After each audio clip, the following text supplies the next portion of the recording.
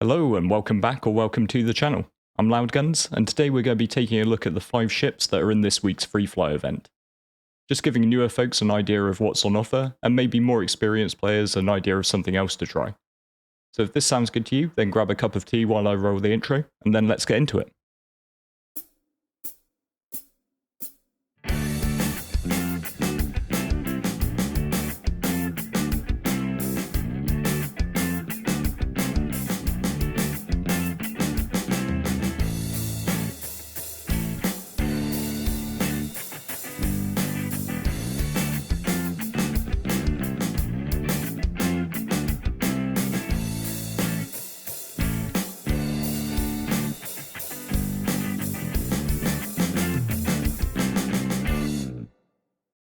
If this is the first you've heard of a free fly, don't worry, it pretty much does exactly what it says on the tin.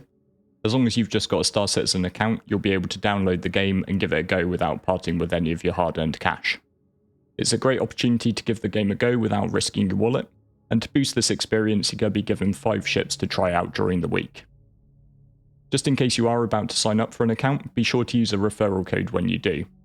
If you then go on and decide to get a package, you'll get a bit of extra starting cash, and until the 2nd of May, you and the person who refer you will get a free P52 Merlin. If you need one, mine is the code up on screen, but particularly with that free ship up for grabs, if you've got any mates who play, please do use theirs.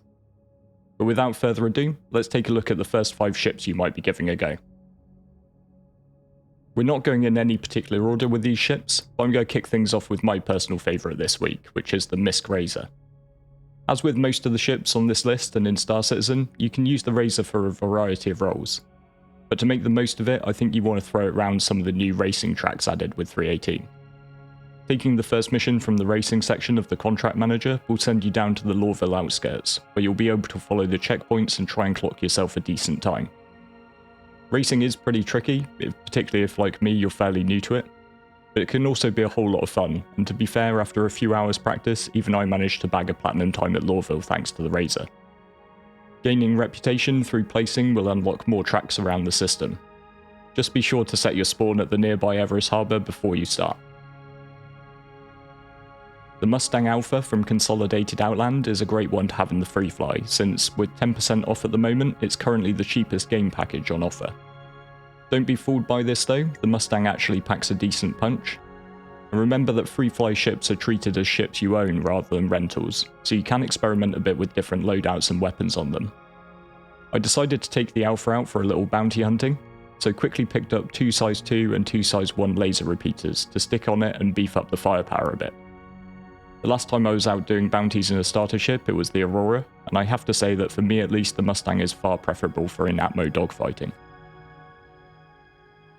Consolidated Outland is heavily represented with 3 out of the 5 ships, and their second offering is the Nomad, which I generally view as the pickup truck of the SC universe. Inside you'll find a decent living area, and with 3 size 3 weapon hardpoints the ship can put out a fair bit of pew pew. But the cargo bed makes it the smallest ship able to comfortably carry the rock buggy if you want to try out some entry level gem mining. The rock isn't in the free fly, but for a little over 5,000 credits you can rent one for 24 hours from the refinery station shops. Rock mining is a great introduction to the mining profession, and while cracking and extracting gem nodes isn't the fastest way to get space rich, it will help you get a really good feeling for the mining minigame. The Origin 100i is not one of my personal favourites, but one of the best things about SC is that it might well be someone else's. Origin is known for its luxurious ships, but the 100 series is their entry-level craft, so by their standards it's a little bare bones. With just the 2 size 3 weapon hardpoints, it's not much of a fighter, but the ship does make a great nippy runaround.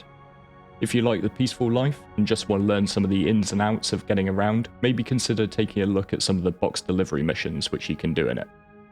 But if you're keen on a little bit of violence, the 100i can get you quickly into some of the mercenary bunker missions.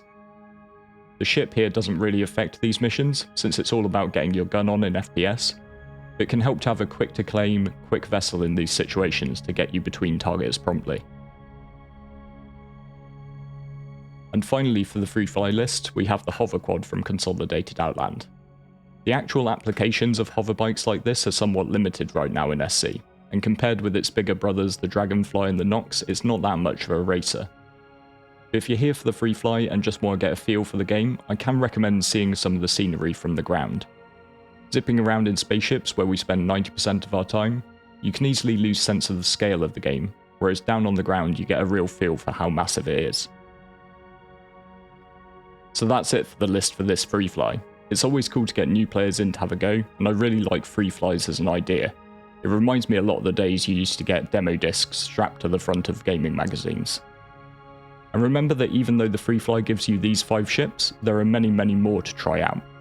Don't be afraid to reach out to other players through global chat and ask if there's anything you really want to give a go, because in all likelihood, somebody's going to have that ship and be willing to let you take it out for a spin. I also do know that with a wipe coming for 318 Spot 2, older backers might be wondering about what to do and whether or not they should bother. Taking a wee break and coming back after the wipe is always an option, and it can sometimes be best to avoid burning yourself out. But personally, just while making this video, I had a great time doing something completely different. I jumped in the Razor and actually gave those racetracks a go, which isn't something I've spent a lot of time on. And to be fair, those skills that I'm learning, they're going to stick with me regardless of whether there's a wipe. And then during the evening, a mate of mine decided to download the game and give it a go himself. So we had a blast going round with me showing him the ropes. And if you are a more experienced player looking for something worthwhile to do, taking a new player under your wing for a bit could be just the ticket. With that in mind, if you're looking for people to hang out with and show you the ropes, feel free to hop on over to our Discord. The link's just in the video description down below. And if you enjoyed the content, consider hitting the like and subscribe buttons to help me out a bit. Just take a quick look at my other videos and you should find guides for all the various activities shown in this vid. Except for racing, that is, I'm still very much learning that myself. So with all that said, thank you very much for watching all the way to the end, and I look forward to seeing you next time.